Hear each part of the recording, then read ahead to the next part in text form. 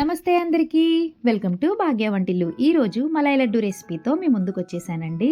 ఏదైనా special occasion ఉండేటప్పుడు ఇలా చేసి చూడండి. మరి ప్రాసెస్లోకి వెళితే స్టవ్ మీద కళాయి పెట్టి కళాయిలో ఒక అర లీటర్ వరకు పాలు పోసుకుని ఆ పాలు మరిగేలోపు ఒక చిన్న గిన్నెలో ఒక అరచెక్క నిమ్మరసం అలాగే కొద్దిగా వాటర్ యాడ్ చేసి పక్కన పెట్టుకోండి.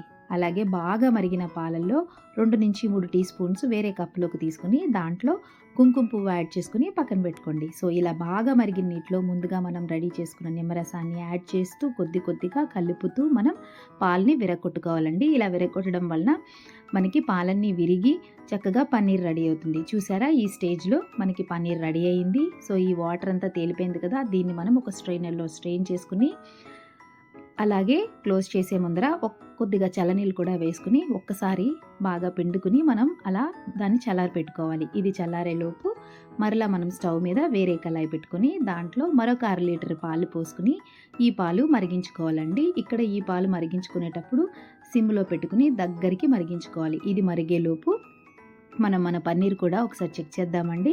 సో పన్నీరు చల్లారిపోయి ఉంటుంది. సో ఇందులో ఏమైనా వాటర్ ఉంటే మరొకసారి పిండుకుని పన్నీర్ని ఓపెన్ చేసి చూస్తే రెడీ అయిపోయిందండి. దీంట్లోనే మనం కొద్దిగా పాలమీగడ మనకి ముందు తీసుకునే క్వాంటిటీకి 2-3 టీ స్పూన్స్ సరిపోతుందండి. పాలమీగడ వేసుకుని ఈ పాలమీగడ బాగా కలిపేలాగా స్పూన్తో కానీ ఏదైనా గ్లాస్తో కానీ మీరు ఫుల్గా మెదుపుకొని రెండింటిని కలిపి పక్కన పెట్టుకోండి. సో ఇప్పుడు పాల వరకు వస్తే పాలు చక్కగా మరిగిపోయినాయండి. అంచుల వెంబడి కలుపుతూ మీగడంతా మధ్యలోకి వచ్చేలాగా బాగా కలుపుకొని ఇంత బాగా మరిగిన తర్వాత మనం ముందుగా రెడీ చేసుకున్న పన్నీర్ మిశ్రమాన్ని ఇక్కడ వేసుకుని 1 కప్పు షుగర్ కూడా వేసి బాగా కలుపుకోవాలండి.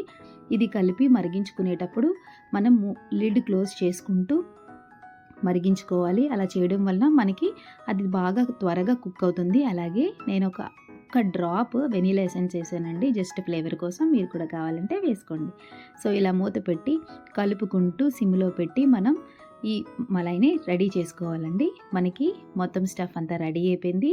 సో ఇలా ఎవరికైనా కొంచెం దగ్గరికి అవడానికి లేట్ అయినా లేకపోతే ఎంత కలిపినా పలచగానే ఉండిపోతే మాత్రం టెన్షన్ పడకండి. కొద్దిగా చల్లారక ముందే మనం మిల్క్ పౌడర్ యాడ్ చేసుకొని దగ్గరికి కలుపుకొని చల్లారి పెట్టుకోవాలి. సో నాకైతే పర్ఫెక్ట్గా వచ్చిందండి. నేను ఇక్కడ లడ్డూలన్నీ చుట్టేసుకుంటున్నాను. అంతేనండి, మనకి మలై లడ్డు రెడీ అయిపోయింది. దీన్ని మనం ముందుగా రెడీ చేసుకున్న కుంకుమ పువ్వుతో కొంచెం పైన అలా అద్ది చిన్న పిస్తా పప్పుతో మనం డెకరేట్ చేసుకోవడమేనండి. నచ్చిందా? మీరు కూడా తప్పకుండా ట్రై చేయండి. చాలా సింపుల్గా అయిపోతుంది. అచ్చంగా స్వీట్ షాప్లో చేసిన మలై లడ్డు లాగే ఉంటుంది. చాలా బాగా నచ్చుతుంది. మరి ఇంకెందుకు లేటు, ట్రై చేసేయండి. నా ఛానల్ ఎవరైనా ఫస్ట్ టైం చూస్తే ప్లీజ్ లైక్ చేయండి, షేర్ చేయండి, సబ్స్క్రైబ్ చేసుకోండి. Thank you all.